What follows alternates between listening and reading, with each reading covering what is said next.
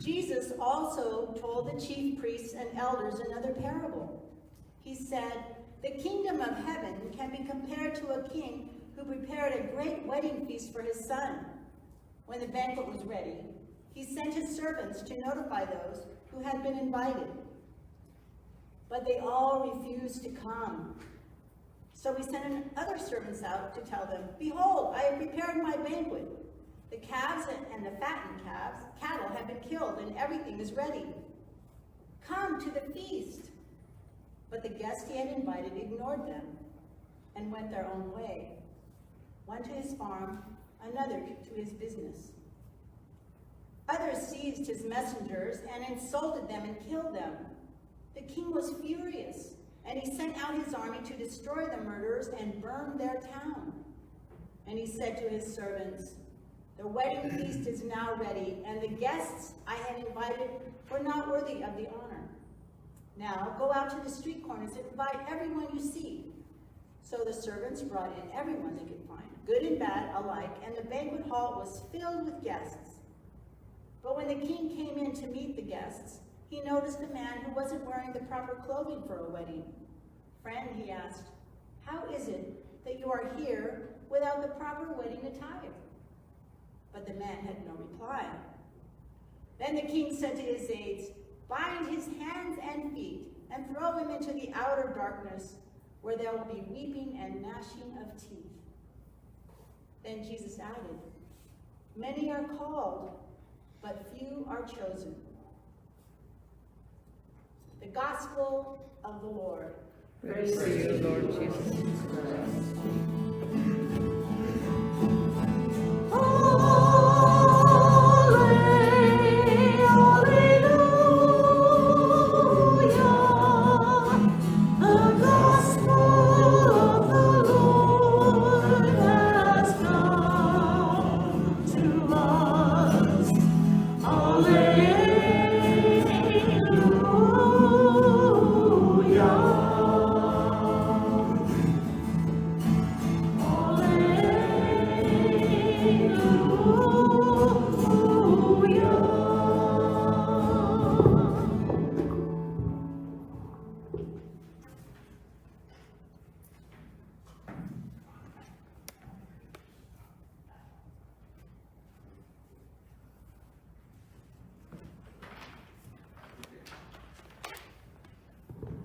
Please be seated.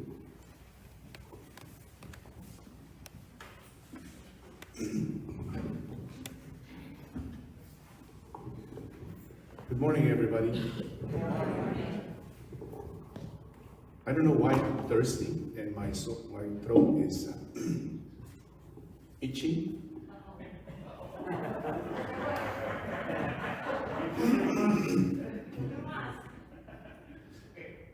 I'll tell you why. Last night I was trying to live the gospel today. You know, I was with my friends. We were partying. We were drinking. So I think I have my throat. You have water or something?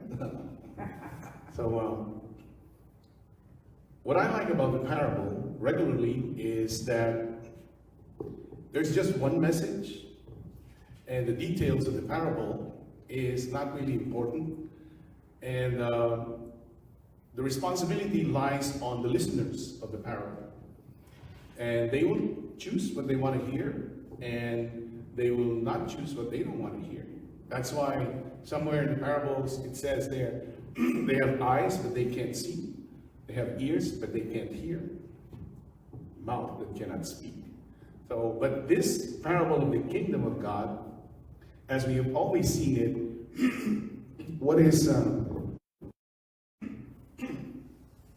now you know it's not coronavirus, no? Oh, last night also we were doing sing-along. So I said, we should do this in the church too. No? What do you think? Are you up for a sing-along party? Yeah, okay. We'll plan that with the, who's that? The community life? Yeah, the community life. Well, Janie's already raising her hand, okay. And so, this time, the parable of Jesus speaks to us about the kingdom of God. And that kingdom of God is likened to a wedding feast. So when it's likened to a wedding feast, we have to remember that there is this king, God, that's inviting everybody to the party. When he say everybody, he means everybody. I think the kingdom of God in the Old Testament was inspiring Saint Matthew to say, all are welcome, right? And so all are welcome. The good and the bad, the beautiful and not so beautiful, everybody's. So we have to take note of that premise that since everybody's welcome, the kingdom of God is not exclusive to a certain few. Okay? The kingdom of God is not a monopoly of a few elect people. The kingdom of God is for everybody. Because the wedding feast, everybody was invited. So, contrary to the exclusivity of the Pharisees, they were not welcome. And they were the regular invited guests that did not show up. Why? When we look into the details of this gospel, this parable, it speaks to us of the different kind of people that are invited into the wedding feast and the response that each of them are doing. First, there are those who are, all of them were all invited, so the Pharisees and the scribes and the Sadducees, but some of them, most of them did not show up. Thanks, Stephen Tony. I really like your haircut.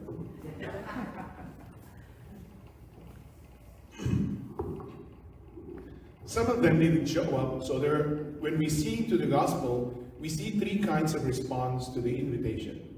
People who just flatly say, no, I'm not going. So we look into that, and we see these kinds of people who have their hearts hardened. They refuse to accept the king, and they refuse to accept that the king organized a wedding feast. And they just flatly say no. Why? The king do not serve their purpose and do not serve their hidden agendas. So they flatly say they rejected the king and they did not show up in the party. And these people are closed hearts. So these people are, when your heart is closed, what else is closed? Your mind is closed, ears are closed, and you only listen to what you see. And you only listen to what you want to hear. Okay? So these are people with hardened hearts. The second are group of people who just showed up because they feel bad if they don't show up. So they feel bad if they don't attend the party. They were coerced by the messengers of the king.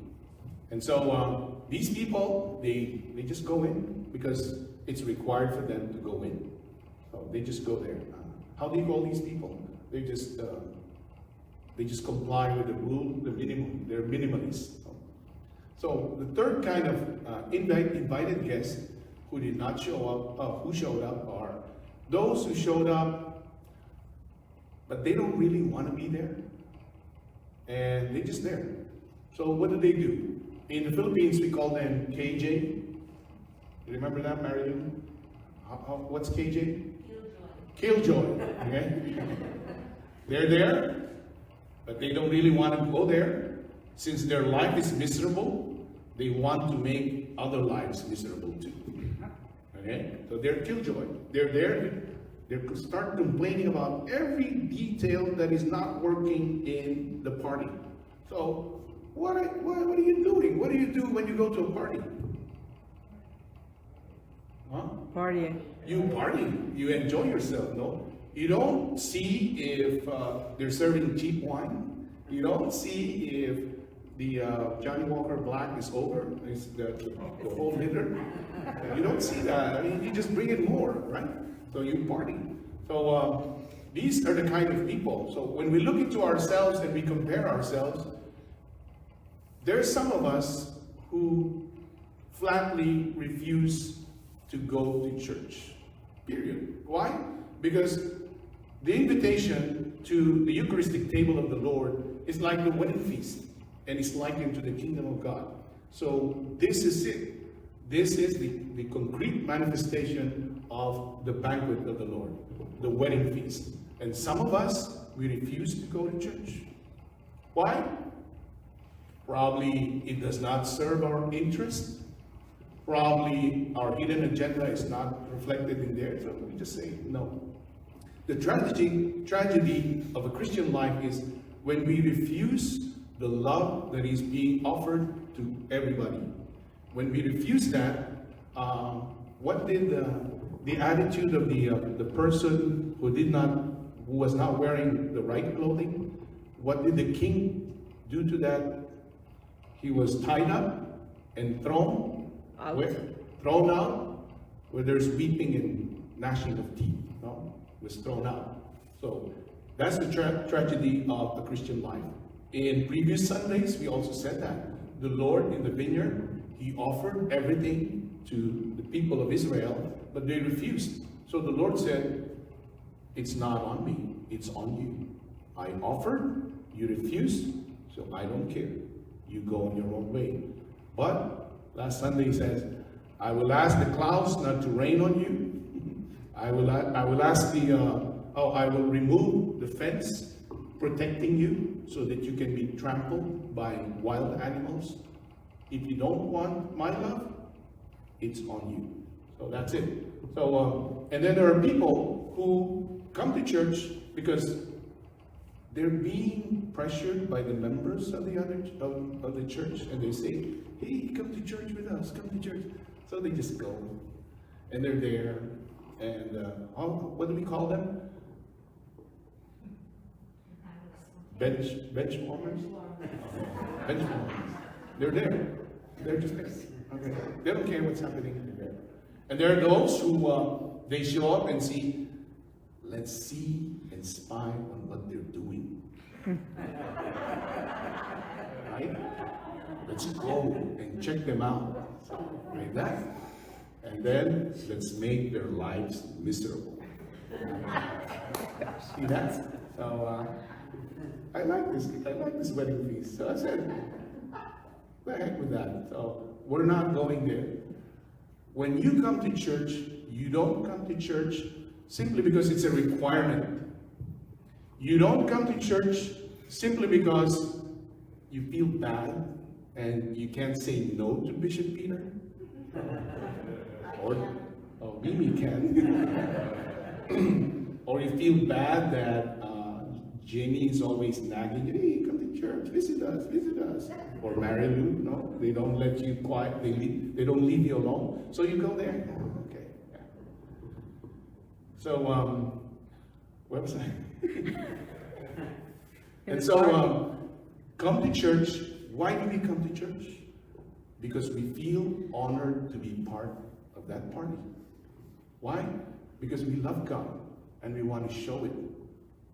So, if after 8 months you're becoming comfortable watching the Mass on live stream in Facebook, shut your computers down and come to St. Matthew, right? Because stop being comfortable watching the Mass on live stream.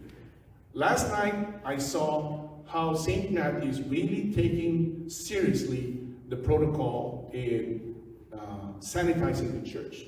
When you see the 4 UV lights, that's overkill, right? Because one covers 40 square feet to disinfect the church. We have 4 of them. And then when you see, we only have 39 chairs, like Sharon insisted. 39 chairs, 25%. So we're really, and then who was our usher is with the temperature every time you come in. It doesn't work on me, but she keeps on. We're really taking it seriously. So I said, why are you worried if you'll get the virus in St. Matthew, but you're not worried that you will get it in the beach, in the mall? Where else are you going? In the restaurant? Where else? Where else everybody's going? Bar, grocery store, every day. Well, I'm telling you, St. Matthew is the most sanitized place in Orange County.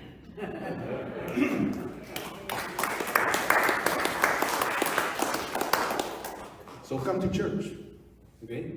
Come to church not because Father Arturo is saying that. Come to church because you really want to be involved and be part of that experience of all are welcome. So, who are we? We are living stones. You know what living stones work for? You know what are they for? Aside from decorations, who were Boy Scouts here? To function. Boy Scouts before, no? So, did they teach you, Father Ben, how to light a fire without a match? What do we do? What do we use? Living stones. And what do you do with the living stones? So when you put them together and you strike them, it produces what? Fire. Not yet. The spark. So, didn't you feel the spark when John touched you at the entrance? Did you feel the spark in your life when you saw Deacon Tony, Mother Gabby, Mother Martha?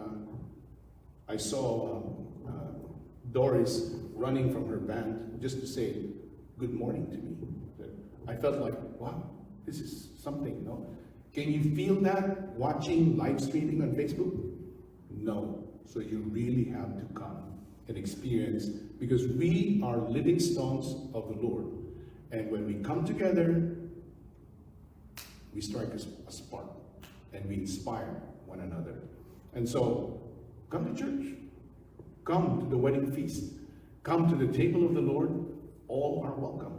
And so, we ask the Lord when we come here, we prepare ourselves with the right attitude. We put on Christ in us so that we will be part of it. When we come here with the right attitude, you're here to party. You're here to bless God. You're here to say hi and share that friendship and love to one another. Okay?